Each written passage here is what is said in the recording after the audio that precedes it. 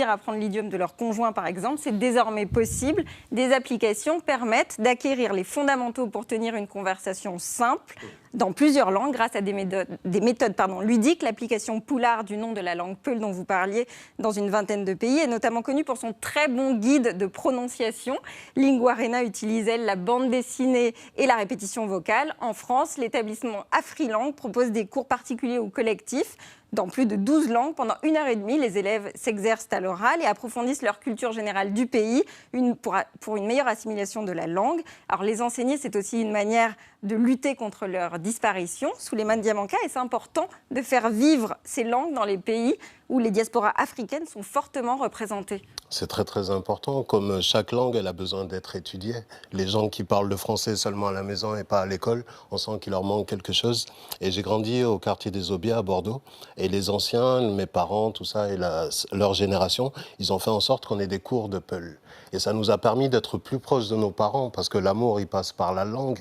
Et des fois, il y a des parents qui parlent pas très bien le français, les enfants qui parlent pas très bien la langue du pays de leurs parents, ils sont comme des étrangers sous le même toit. Je trouve que c'est une initiative super importante, d'enseigner et de montrer la richesse des langues africaines. Et quel intérêt poétique elle a, la langue Peul, et comment elle nourrit ce que vous écrivez en français?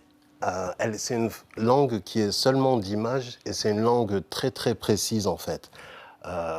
En Peul, si je porte sur l'épaule, c'est Wakade. Si je porte sur la tête, c'est Rondade. Okay. Si je porte à la main, c'est Nangoudé. À chaque fois, c'est très, très, très précis. Et pour chaque émotion et pour chaque geste et pour chaque chose de la vie, il y a un mot, quoi. Alors, je crois que ça vous a été transmis, cette langue, par votre père, grâce à des cassettes, en fait, c'est ça? Oui, les cassettes, c'était un peu nos cours, en fait. Comme il savait que tout passait par la langue et que lui, il passait énormément de temps à l'usine. Nous, on était à l'école, on ne se voyait pas beaucoup. On ne pouvait pas faire les veillées comme il aurait fait au village. Du coup, il nous a enregistré sa voix sur des cassettes. Une cassette, c'est la généalogie des Diamanka. Une autre, c'est l'histoire des Peuls. Et sur plein de thèmes comme ça, si c'était un littéraire, il nous aurait offert des livres, en fait. Et ces cassettes, c'est comme des romans autobiographiques et audio. Alors, on voit aujourd'hui, tout de même, en France notamment aussi, que la première inégalité, elle vient du langage. Bien savoir s'exprimer, aujourd'hui, ça ouvre des portes.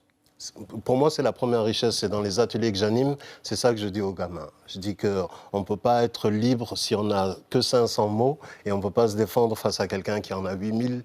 Et que même pour dire qui on est, tout ça, ça passe par la littérature, le fait de lire des bouquins ou d'écouter quelqu'un qui s'exprime bien. On emmagasine des mots et ces mots-là, ils nous servent à dire qui on est. Et c'est très important. La poésie